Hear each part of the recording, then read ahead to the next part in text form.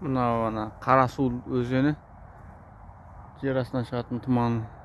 Мына Бугор микрорайон Көктал. Мына жерде Еркін деген ауыл табличка жазу бар, нете түсетін жер бар ғой. Сөйте түскенде көктем жаз мезгілінде суға түсетін кезде адамдар осы жаққа келеді көбісі. Енді мына кейіпті қараңыздар. Енді демалғаннан кейін мусорларын жинап кетуге болады ғой. Өзенге дейін шашылып жатыр ғой. Судың ішінде жатыр ана мусордың бәрі. Мына жақта айтпай ақ қояйын.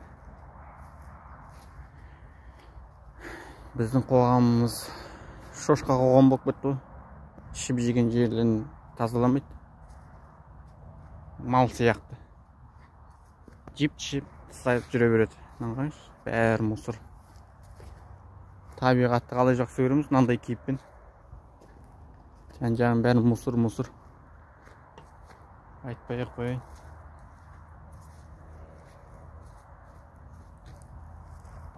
Мұнда бір мотор қажет.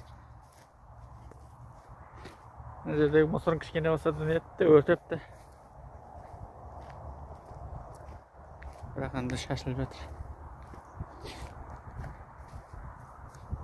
Суға түседі жазда кеп. Бірақ одан кейін бутылка арақтарын, мусорларын. Табиғатты керемет жақсы көреміз ғой.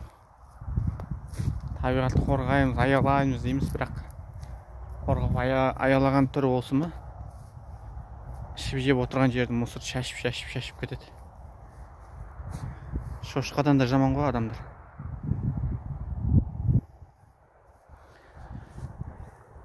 Қарасудың несі? Микрорайон Көкталдың аяғында. Не жақтан келді? Қысы жазы су тастай болып тұрады ғой. Тұман суы ғой, жер астынан шығатын.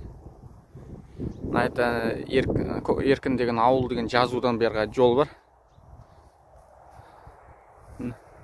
Елдер жазда келеді, отырады, мусорларын шашып кетеді, шошқа сияқты.